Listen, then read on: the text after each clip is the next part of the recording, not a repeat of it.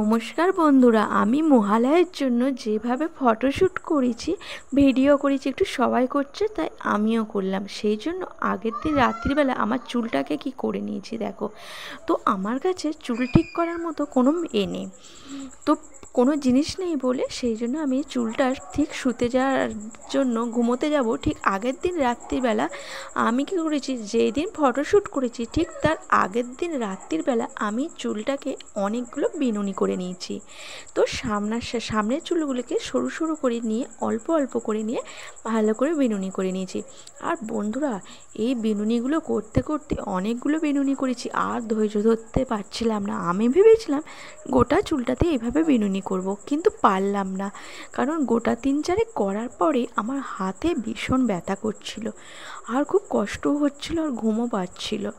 অনেকটা রাতি হয়ে গিয়েছিল, প্রায় 12টা বেজে গিয়েছিল। তারপর আমি ভাবছিলাম আমার শাশুড়ি মাকে বলি কিছুটা বিনিয়ে দিই, তারপর ভাবলাম এত রাত্রিবেলা আর বলবো না। তো আমি একা হাতে সমস্ত কিছু বিনিয়েছি। বিনোতে আমার সত্যিই খুব হাতে ব্যথা করছিল আর হাতে খুব কষ্ট হচ্ছিল। সেই জন্য আমি কিছু পারলাম না বলে সামনে কটা চুলকে খালি নিয়ে বিনিয়ে নিয়েছি গোটা 6-7। তারপর পিছনের চুলটাকে মোটা মোটা করে বিনিয়ে তার সাথে জড়ো করে নিয়ে, দেখতেই পেয়েছি আমি একদম পুতনা রাক্ষসের মতো হয়ে গিয়ে আমি ভালো করে সাইজ করে রেখে দিচ্ছি। তো এবার পর ঘুমোতে যাব, সেই জন্য তো এইভাবে চুলটাকে সমস্ত কিছু করে নিয়ে আমি এবার রাত্রে ঘুমাবো। Good night. তারপর আমি পরের দিন ঠিক ভোরবেলা উঠে পড়েছি। তো ভোরবেলা উঠে একটু চুলগুলোকে এবার খুলতেও অনেক ঝামেলা। ঘুম থেকে ঘুমন্ত অবস্থায় চুলগুলোকে একটা একটা করে বিনুনি খুলতে হচ্ছে আমাকে। চুলটা বিনোতেও যেমনি কষ্ট, চুলগুলো প্রত্যেকটা চুলকে এইভাবে খুলতেও ঠিক তেমনি কষ্ট। তো আমার এমনি চুলটা রেখে দিলে হতো, তো একটু যাতে কুঁচকে থাকে, একটু যাতে ফুলে ফুলে থাকে, সেই জন্য আমি জাস্ট করলাম আর কি।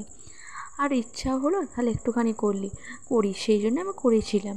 তো এমনি চুলটাকে রেখে দিলেও হতো। আমার যে পরের চুলের এটা ছিল, সেটাতে মোটামুটি যেমন ছিল তেমনই হয়েছে এরকম করে, কিন্তু কিছু লাভই হলো না। তো কী আর করবো বলো, যেহেতু কষ্ট করেছি তো কষ্টটাকে একটুখানি করে সাকসেস করি। ঠিক চুলটাকে এইভাবে গুটিয়ে নিয়ে এরপর চলে যাবো আমি স্নান করি। তো স্নান করে চলে আসবো। তবে বন্ধুরা, আমি গায়ে বেশি করে জল দিয়েছি, মাথায় কিন্তু বেশি জল দিইনি, কারণ চুলের কুচকানি ভাবটা চলে যাবে সেই জন্য।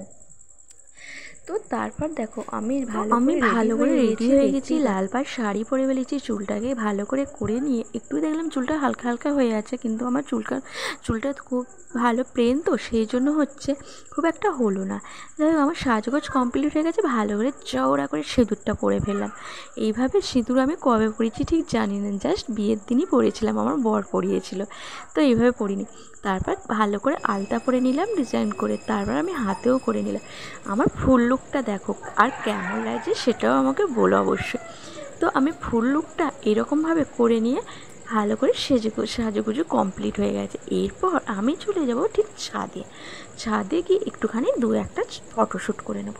তো ফটোশ্যুট করে তো রোদ, যখন ফটোশ্যুট করছিলাম সাজতে সাজতে প্রায় অনেকটাই দেরি হয়ে গেছিলো। তারপর ফটোশ্যুট করছিলাম, প্রায় সকাল হয়ে গিয়েছিলো, তো রোদ্দুর পড়ে গিয়েছিলো। তো বসে আমি ভালো করে একটুখানি কিছুটা ফটোশ্যুট করে ফেলাম। তো বন্ধুরা, তোমাদের কেমন লাগছে অবশ্যই বলো, আর ভালো লাগলে অবশ্যই লাইক, কমেন্ট আর শেয়ার করো।